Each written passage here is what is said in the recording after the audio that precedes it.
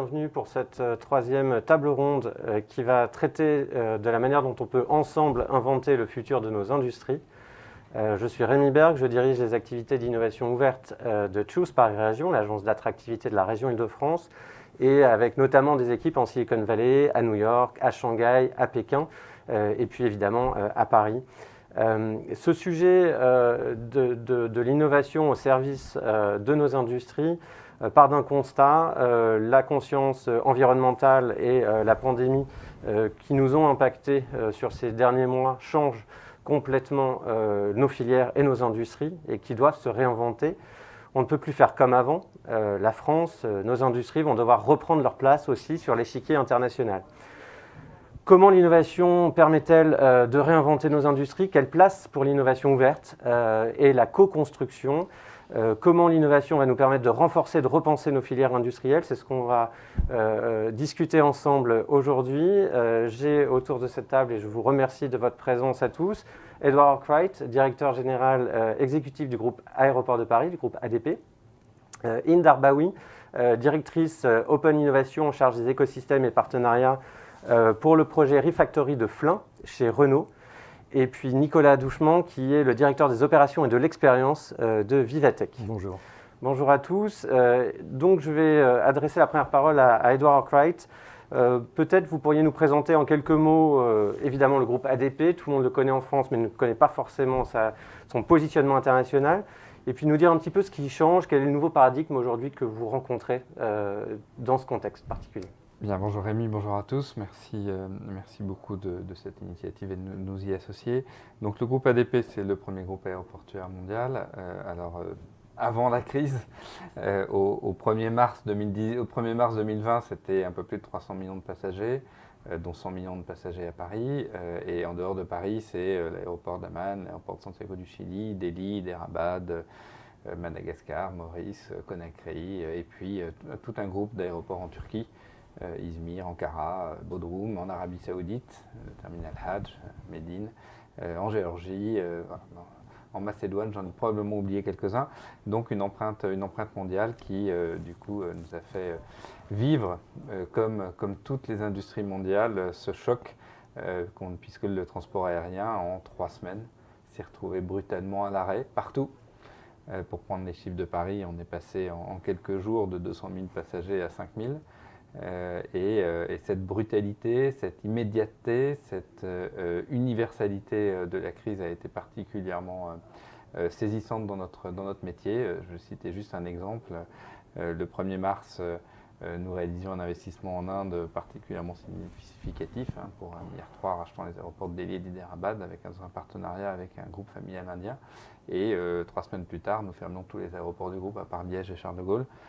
Voilà, ça montre la situation telle qu'elle a été. Maintenant, il faut se projeter dans l'avenir et c'est ça qui était intéressant.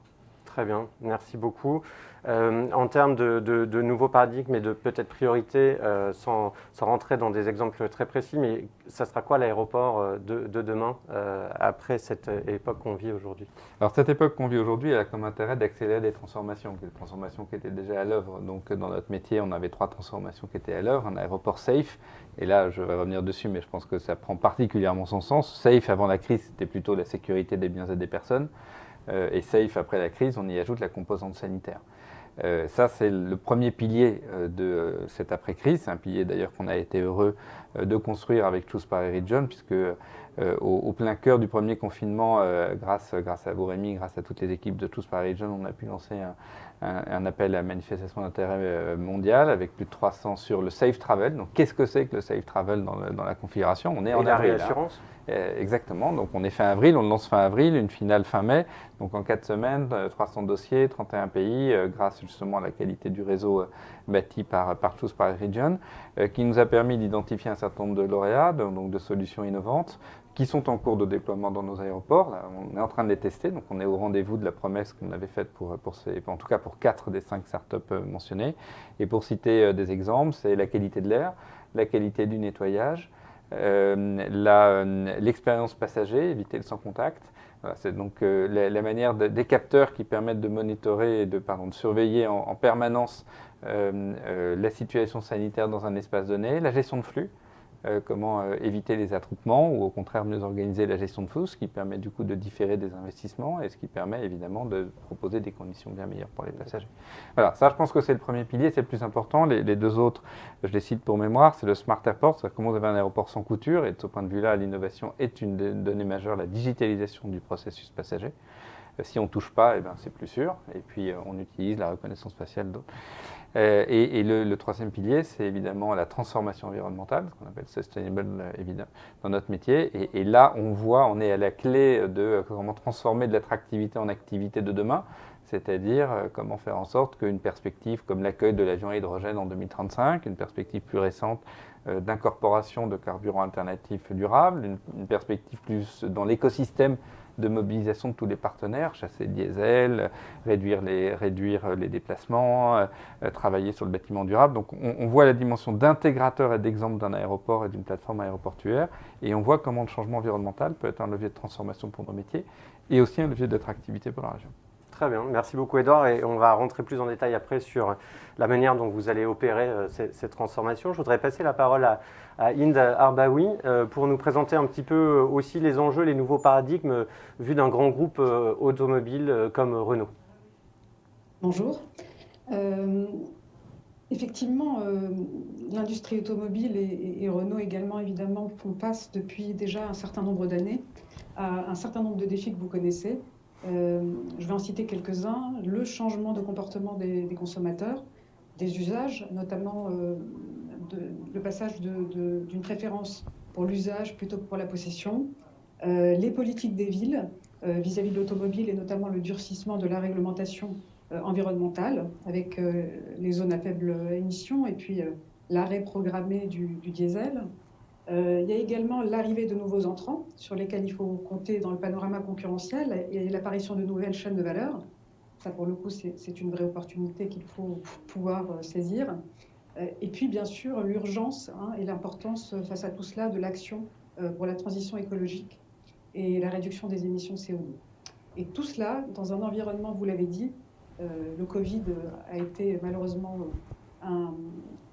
une des périodes de ce type-là, dans un contexte extrêmement incertain, volatile, et il faut réellement apprendre dans ce contexte à être agile et extrêmement réactif et faire différemment.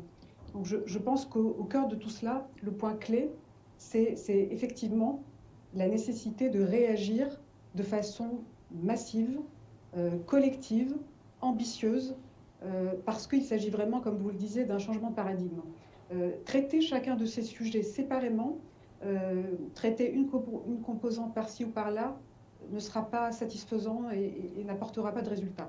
Il y a vraiment tout un système qu'il faut changer, faire transiter vers autre chose, et ça se passe que si on est ensemble. Et le sujet, le projet Flin Refactory dont je parlerai tout à l'heure, est une des réponses à ce changement de paradigme. Merci beaucoup Hind Arbaoui pour cette réponse. Et effectivement, l'innovation ouverte est au cœur de cette reconstruction, et pour l'Île-de-France aussi, vraiment une nécessité de travailler ensemble à repositionner collectivement cette première région d'Europe dans l'écosystème mondial. Je vais passer la parole à Nicolas Douchement pour parler de Vivatech. Vous êtes aujourd'hui le premier événement tech en Europe. Évidemment, le contexte 2020 a été un petit peu compliqué pour nous tous et pour vous aussi en particulier. Est-ce que vous pourriez nous présenter un petit peu les enjeux de la prochaine édition de Vivatech, la manière dont vous voyez les choses pour 2021 ? Oui, bien sûr. Avant ça, pour ceux qui nous connaissent un petit peu moins, parce qu'on a les mêmes problématiques finalement que celles qui viennent d'être évoquées, cette nécessité de transformation, mais à la taille d'une PME, parce qu'on est une petite organisation. On s'est créé il y a 5 ans sur l'innovation ouverte, sur la nécessité qui apparaissait évidente pour tous que les grandes entreprises ne pouvaient pas travailler entre elles d'un côté, dans la défiance avec ces startups qui arrivaient sur les marchés et qui étaient ravis de ravir des parts de marché à ces grands groupes. Et donc, c'était sur un pari qui était, il vaut mieux travailler ensemble plutôt que d'essayer de travailler les uns contre les autres. Et donc, on a imaginé à notre manière des modalités de collaboration, de sourcing, puis de proof of concept, puis de collaboration entre des startups et des grands groupes, de manière à faire en sorte qu'il en naisse une innovation. Et puis, de plus en plus, nous, on s'ancre autour d'une mission qui est de favoriser l'innovation positive au service du bien commun. Et donc, étant donné que notre industrie, c'est l'industrie de l'événementiel, effectivement, cette crise sanitaire a provoqué 2 chocs. D'abord une très mauvaise nouvelle, c'est-à-dire qu'on a dû annuler notre édition 2020, puisque en mars, c'était plus tenable d'essayer d'engager qui que ce soit pour se retrouver à Paris. On est un événement international avec plus de 130 000 visiteurs. Enfin bref, il est évident que ça n'était plus possible. On a fait le choix à ce moment-là de ne pas essayer de transformer en 100% digital l'intégralité de notre proposition de valeur dans des conditions qui auraient été un petit peu chaotiques et qui probablement n'auraient pas été à la hauteur des attentes ni de nos partenaires ni de nos publics. Donc on a choisi quelques briques de Vivatech qui étaient digitalisables et qu'on a pu produire en ligne. Je pense à des concours de start-up qu'on a fait en ligne, le Female Founder Challenge, le Next European Unicorn Award ou d'autres encore, ou quelques interventions très inspirantes. Donc ça, c'est le premier choc, ça a été la nécessité d'une annulation de l'événement principal. Et le second, mais comme vous le disiez tout à l'heure, et je pense qu'on est tous concernés et tous logés à la même enseigne, c'est la nécessité d'accélérer la transformation. L'industrie de l'événementiel, enfin, où les grands opérateurs événementiels depuis longtemps travaillent à devenir des animateurs de communautés. Évidemment, c'est ce qu'il faut qu'on soit de plus en plus. Notre business model ou l'atteinte de nos objectifs ne peut pas reposer uniquement sur notre capacité de rassembler du monde dans un hall ou dans un palais des congrès une fois par an. Mais il faut bien qu'on fasse évoluer ces modèles, en partie grâce au digital, et puis tout au long de l'année, et puis tout autour du monde. Alors peut-être je vous repasse tout de suite la parole pour en parler un petit peu des thématiques que vous voyez pour 2021, pour la prochaine édition. Alors on a... D'abord, nous, on travaille avec nos grands partenaires, qui sont des grands industriels ou qui sont des incubateurs ou des accélérateurs de start-up, toute l'année pour essayer de travailler sur les sujets qui vont animer nos communautés pendant Vivatech au mois de juin et puis ensuite en moyenne traîne dans les mois qui suivent. On a assez simplement, en réalité, concentré un certain nombre de sujets autour de la notion de Tech for Good, qui est un enjeu qui prime aujourd'hui pour un certain nombre d'acteurs, aussi bien des acteurs tech que des acteurs industriels qui utilisent la tech, et puis également pour les startups et les accélérateurs et incubateurs. Et donc c'est réellement une nouvelle grille de lecture de Vivatech qui se dessine à l'intérieur de ce Tech for Good. Et donc on n'hésite pas à interroger la technologie, le rôle de la technologie, ses impacts positifs ou moins positifs sur l'environnement, sur la société. Et puis on n'hésite pas également à l'interpeller sur sa responsabilité, sur des sujets qui nous éclatent à la figure en ce moment. Le future of work, comment est-ce qu'on travaille à distance sans maltraiter ses salariés ou ses équipes, en gardant de la cohésion, en continuant à faire société tous ensemble, ou bien ce qu'on appelle l'économic recovery, enfin la résilience économique, comment est-ce qu'on permet à des entreprises, grâce à la technologie, assez rapidement de retrouver des marges de manœuvre, de retrouver des niveaux de croissance. Donc on travaille sur ces sujets qui sont à la fois des sujets business et des sujets sociétaux en réalité. Et c'est là qu'on voit, et peut-être que ça n'est possible qu'à Paris ou qu'en Ile-de-France en tout cas, ce consensus de la part des acteurs du territoire ici autour de ce thème-là. Et ce n'est pas pour rien si c'est à Paris qu'on réunit chaque année le Tech for Good Summit, si c'est à Paris qu'a été lancé le Tech for Good Call avec le président Macron il y a 2 semaines maintenant, autour duquel se sont rassemblées des dizaines de grandes entreprises, y compris des leaders de la tech, enfin, des GAFA et d'autres, américains, chinois ou européens. Donc c'est probablement ici qu'il y a quelque chose qui peut se faire autour de ces thèmes-là. Très bien. Donc l'innovation, en fait, c'est le cœur de la reconstruction de notre économie, de notre attractivité, et elle va être principalement environnementale et avoir un impact social très important. C'est ce que je note. Et du coup, pour le groupe Aéroports de Paris, le groupe ADP, en termes de sujets et de co-construction autour de sujets d'innovation, est-ce qu'il y a des exemples particuliers qu'on peut noter J'en citerai 3. Le premier que j'ai mentionné, c'est donc cette question du safe travel, c'est-à-dire d'une manière générale, comment à une période où il faut rétablir la confiance dans l'acte de voyager, la confiance dans le transport aérien, par l'innovation, nous contribuons à cette confiance. Donc j'ai cité quelques exemples. Très rapidement d'ailleurs, dès le mois de mai. Dès le mois de mai, parce qu'on avait cette conviction que en fait, cette période d'immobilité, qui est d'ailleurs un événement dans l'histoire de l'humanité, jamais l'humanité a connu une telle période d'immobilité, cette période d'immobilité, il fallait absolument la casser, il fallait rompre avec cette immobilité, et donc la confiance était la clé de rétablissement. Donc c'est vrai qu'on a très vite cherché les voies et moyens de rétablir cette confiance, et la brique sanitaire en était la première étape. La deuxième étape, ou plutôt une deuxième étape, parce que ce n'est pas en séquentiel, c'est la question des nouvelles mobilités aériennes. Ça part d'un diagnostic qui est que ce qu'on appelle la basse altitude, est un champ ouvert pour de nouveaux usages. Alors, quels sont ces nouveaux usages? Est-ce que c'est des mobilités de personnes? C'est le taxi volant, sans mobiliser des images de cinéma ou autre. Est-ce que ce nouveau usage, c'est de la logistique? Est-ce que il y a plein d'idées qui peuvent naître. Et c'est ce qu'on appelle dans le jargon l'urban air mobility. Mais finalement, entre faire voler un drone pour vous livrer quelque chose sur votre balcon, ou faire voler un taxi volant, ou faire voler un drone pour un autre usage logistique, c'est finalement à peu près la même chose. Beaucoup de gens se mobilisent sur ce sujet, il y a beaucoup de constructeurs, il y a beaucoup de gens qui ont des idées. Et l'intérêt et la démarche qu'on a lancée avec Choose Paris Region et avec la RATP, c'est de se dire qu'il faut avoir une vision holistique. On ne va pas parler juste de se dire « Ah super, j'ai un drone qui peut m'amener un livre ou quelque chose ou un produit rare et cher ». Mais si jamais, sans mobiliser Cyrano de Bergerac, il tombe du 5e étage, il tue Cyrano. Donc, et le jour où il a tué Cyrano, non seulement Cyrano est mort, mais en plus la littérature a perdu quelqu'un. Et surtout pour nous, ça veut dire que la totalité de ces usages sont morts. Donc il faut penser cet écosystème en termes d'outils, en termes d'usage, en termes de procédures de sécurité, de maintenance, en termes d'infrastructure. Puis d'acceptabilité sociale. Et d'acceptabilité sociale, qui est le point absolument majeur. Donc ça, c'est un deuxième sujet d'innovation extrêmement intéressant parce qu'il est fertile, il nourrit, il est matriciel, il va nourrir beaucoup d'autres usages. Et on a, avec l'aéroport de Pontoise, un sandbox qui sera à la disposition. C'est une zone d'expérimentation. Une zone d'expérimentation à bac à sable, comme disent les professionnels de l'innovation. Une zone d'expérimentation à la disposition d'une trentaine d'acteurs que nous allons choisir avec Choose Paris Region et la RATP, suite à un appel à manifestation d'intérêt lancé le 30 septembre, dont les résultats seront connus début janvier, et qui a été un très grand succès, puisqu'on a là aussi à peu près tout ce que la place mondiale compte d'acteurs de l'aéronautique et de personnes intéressées par ces sujets-là qui se retrouveront sur cette photo. Troisième exemple, la question de l'hydrogène. La question de l'hydrogène, je ne vais pas rentrer sur le point de savoir si c'est la pierre philosophale pour l'avenir ou pas, c'est pas le propos, c'est que c'est un des outils qui permettent d'avoir une aviation neutre en carbone, une aviation beaucoup plus légère quant à son empreinte environnementale. C'est également un des outils qui sert le transport urbain et qui sert d'autres usages. Et donc, non seulement comment peut-on concevoir nos aéroports pour qu'ils soient en situation d'accueillir cet avion le moment venu, les industriels nous disent que le moment venu c'est 2035, mais comment on en fait une chance pour là aussi d'autres usages.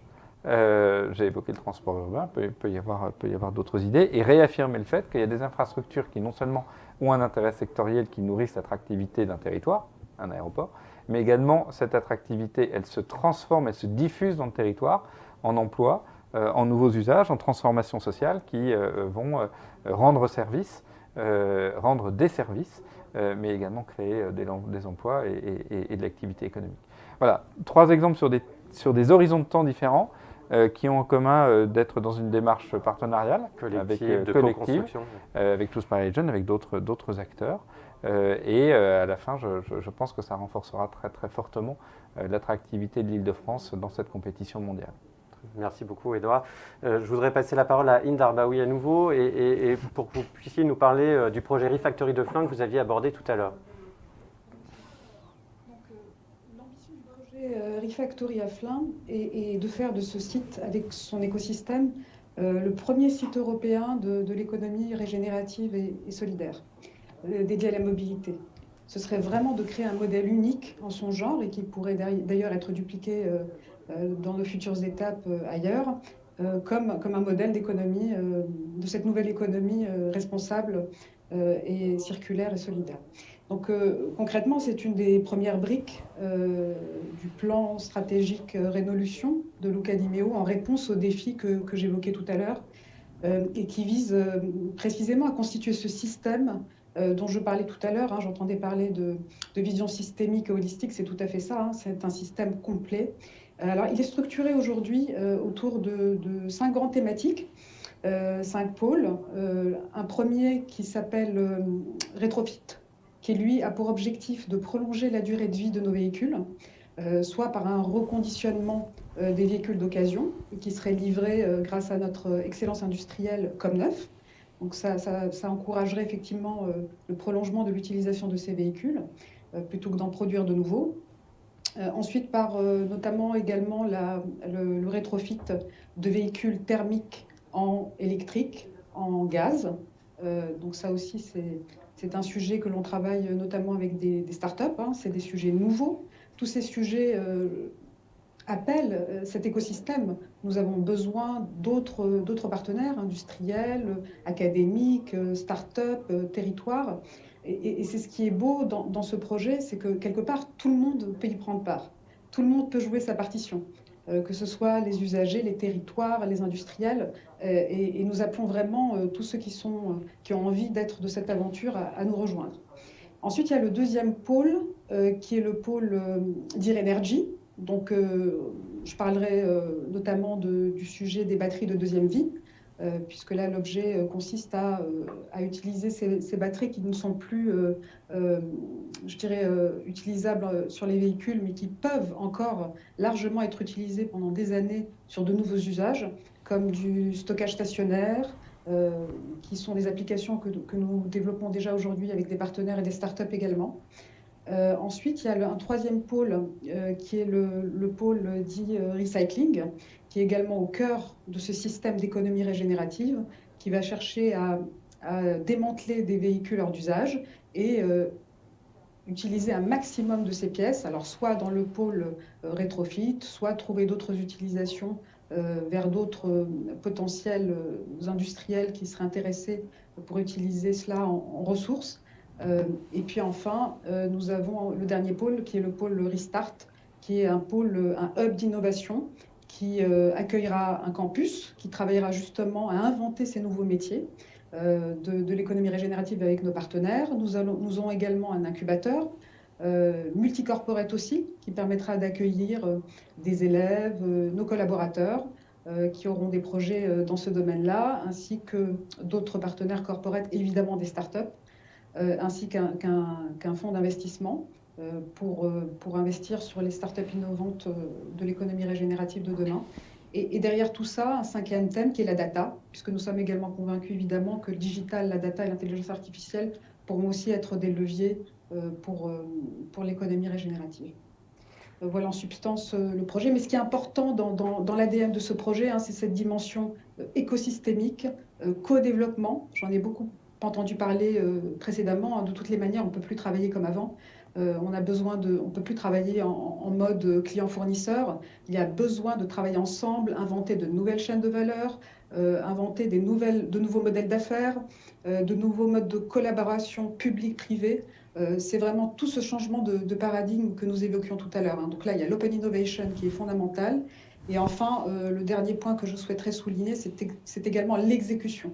Le fait d'être sur un site industriel avec des lignes de production, avec des projets qui vont délivrer du business, parce qu'il est aussi question de business et c'est fondamental, y compris pour l'économie circulaire. C'est une composante majeure pour être pérenne. On va tester, on va faire, et puis on va délivrer des produits et des business générateurs de valeur. Merci beaucoup, Inde. J'entends du coup beaucoup de très bonnes nouvelles en réalité, parce que je vois que en fait, la France et nos industries, nos filières sont déjà en train de se projeter, sont déjà en train de construire et en plus ensemble l'avenir. Donc c'est une formidable opportunité. Peut-être juste pour finir et pour conclure sur cette table ronde, j'aimerais vous entendre et peut-être Nicolas et Édouard sur ce qui fait pour vous les enjeux importants de l'attractivité de l'Île-de-France dans les prochaines années. On sait qu'on a les Jeux Olympiques en 2024 qui seront une vitrine extraordinaire pour la France, pour l'Île-de-France, pour Paris. Mais quelque part, on est en train, les cartes sont rebattues aujourd'hui dans le contexte actuel et on va devoir repositionner l'Île-de-France comme une grande métropole attractive dans le monde. Quels sont pour vous les 2, 3 peut-être enjeux les plus importants qu'il faut qu'on ait en tête? Si je commence, moi j'en ai un, c'est la connectivité. C'est-à-dire qu'on n'est pas un grand territoire dans la compétition internationale. On ne peut pas être attractif si on n'a pas une connectivité non seulement remarquable, mais même quasiment unique. C'était le cas de Paris avant la crise et il convient que ça puisse le demeurer après la crise. Et donc, au-delà de toutes les bonnes nouvelles que vous évoquez, ça veut dire se préoccuper d'ores et déjà de la santé des acteurs et notamment de tous les partenaires, de tous les sous-traitants, de tous les petits plans sociaux dont on ne parle pas, du maintien des compétences pour pouvoir être au rendez-vous de cette connectivité. Donc, je ne veux pas amener une mauvaise nouvelle, mais je pense qu'il y a une attention sociale et à l'ensemble des acteurs de la chaîne en ce moment pour pouvoir avoir cette connectivité dont on aura besoin. La deuxième, vous l'avez mentionné Rémi, c'est on a cette chance d'avoir une fenêtre en 24, on a la Coupe du Monde de rugby en 23, donc on a 2 grands rendez-vous internationaux dont l'un précède l'autre et nous permet de nous roder, ce qui donne un horizon de temps qui est cohérent avec un certain nombre des cycles qui ont été évoqués depuis de cette table ronde. Et qu'on n'est pas dans un effet tunnel, mais qu'on peut mobiliser des énergies en se disant vous allez avoir au moins une ou deux grands moments, grandes fenêtres d'ouverture sur le monde pour montrer des savoir-faire, pour montrer un écosystème, pour montrer de l'attractivité, voilà.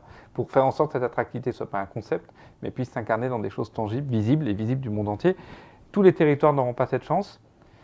Il ne faut pas qu'on la laisse passer et ces rendez-vous-là se bâtissent aujourd'hui. Très bien, merci beaucoup Édouard. Nicolas?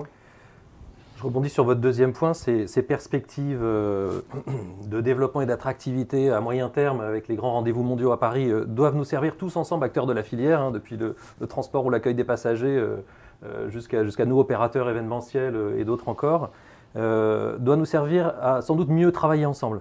Il y a un enjeu, alors je l'ai dit, on est une PME par rapport aux grands groupes industriels qui s'expriment ici aujourd'hui. On a aussi besoin de contribuer, on a aussi besoin de comprendre comment ça va se passer, et puis d'essayer de s'intégrer dans des synergies qui nous mènent à moyen terme sur un travail collectif et de le donner à voir. Quand j'entends ce que vous racontez de votre collaboration sur des sujets sanitaires pendant le confinement avec les startups ou à Flins, la façon dont tout cela est repensé, effectivement ce sont des bonnes nouvelles. Il faut qu'ensemble on le donne à voir et que ça devienne en quelque sorte, l'exception peut-être pas, mais en tout cas une carte d'identité de la région.